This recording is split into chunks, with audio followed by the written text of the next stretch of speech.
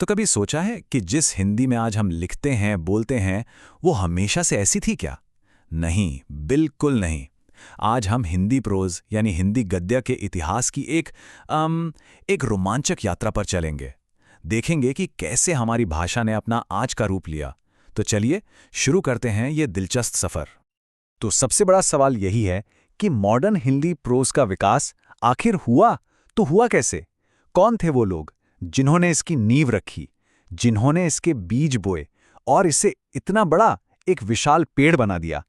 चलिए साथ मिलकर इन्हीं सवालों के जवाब ढूंढते हैं। और इसका जवाब वो तो वक्त के सफर में ही छिपा है।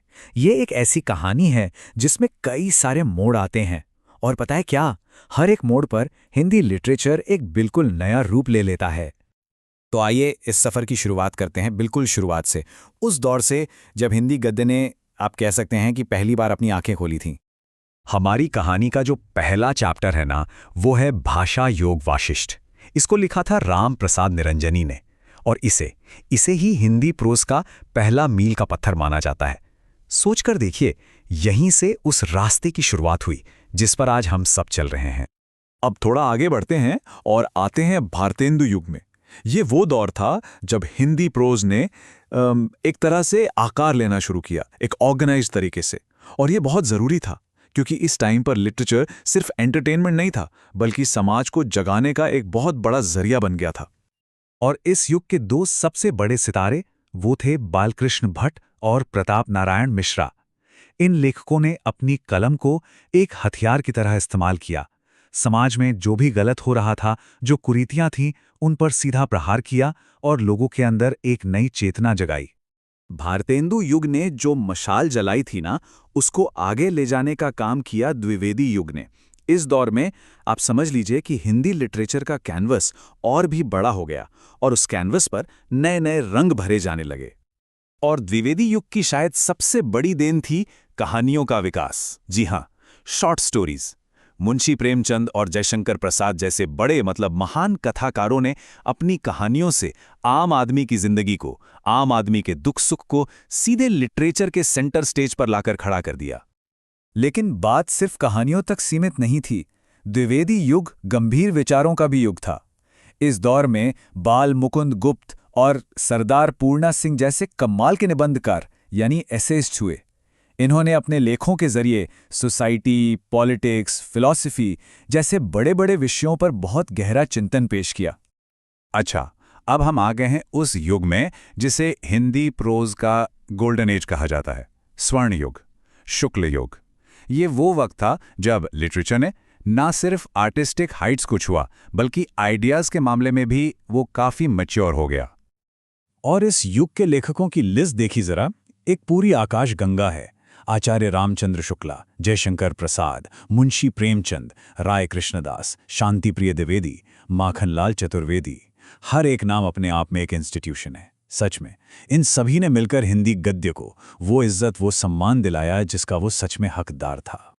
लेकिन इन सभी महान लेखकों के बीच एक शख्सियत ऐसी थी जो सिर्फ एक लेखक नहीं, बल्कि एक गुरु भी था। एक ऐसा गुरु जिसने लिटरेचर को परखने के, उसको आंकने के नए पैमाने बना दिए। कोई आइडिया कौन हो सकते हैं वो? बिल्कुल सही, आचार्य रामचंद्र शुक्ला। ऐसा नाम जो हिंदी साहित्य के इतिहास में हमेशा के लिए अमर हो गया। आचार्य शुक्ला सिर्फ एक लेखक नहीं थे, वो एक प्रकार आलोचक, एक फॉर्मिडेबल क्रिटिक थे। उन्होंने लिटरेचर की अच्छाई बुराई को परखने के लिए, आप कह सकते हैं कि एक साइंटिफिक अप्रोच अपनाया और हिंदी आलोचना यानी लिटरेरी क्रिटिसिज्म को एक बिल्कुल नई दिशा दे दी। तो भारतेंदु युग से लेकर शुक्ल युग तक का ये जो पूरा सफर है ना, ये सब मिलाकर हमें ले आता है हिंदी साहित्य के आधुनिक काल में। और ये आधुनिक काल ही वो समय था जब हिंदी प्रोज का पेड़ पूरी तरह से खिल उठा, फल फूल गया। कहानी, निबंध, उपन्यास, आलोचना, लिटरेचर की हर शाखा ने, हर जॉनरा ने इस दौर में अपनी एक अलग पहचान बनाई। चलिए अब इस विशाल समुद्र से कुछ और खास मोती निकालते हैं। फॉर एग्जाम्पल, गांधी जी की देन कितनी इंपॉर्टेंट किताब है, और ये हमें मिली भारत के पहले राष्ट्रपति डॉक्टर राजेंद्र प्रसाद से। और चंद्रकांता संतति को भला कौन भूल सकता है? अरे वाह, देवकीनंदन खत्री के इस नॉवल ने तो तिलिस्म और अय्यारी की एक ऐसी जादुई दुनिया में पहुंचा दिया था जहां से वापस आना ही मुश्किल लगता था। तो ये थी हिंदी प्रोज की विकास यात्रा, उसकी जर्नी। एक छोटी सी चिंगारी से शुरू हुई, फिर भारतेंदु युग में इसकी नींव रखी गई, द्विवेदी युग में इसका विस्तार हुआ और आखिर में शुक्ला युग में ये अपने शिखर पर, अपने पीक पर पहुंची। तो आज हमने देखा कि कैसे इन महान लेखकों और इन अलग-अलग लिटरेरी इराज ने हमारी भाषा को वो रूप दिया है जिसमें आज हम जीते हैं, सांस लेते हैं। उनकी जो विरासत है, उनकी लेगेसी, वो आज भी हमारे साथ है। तो अगली बार जब भी कुछ पढ़ें या लिखें ना, तो इन सभी को एक बार याद जरूर कीजिएगा।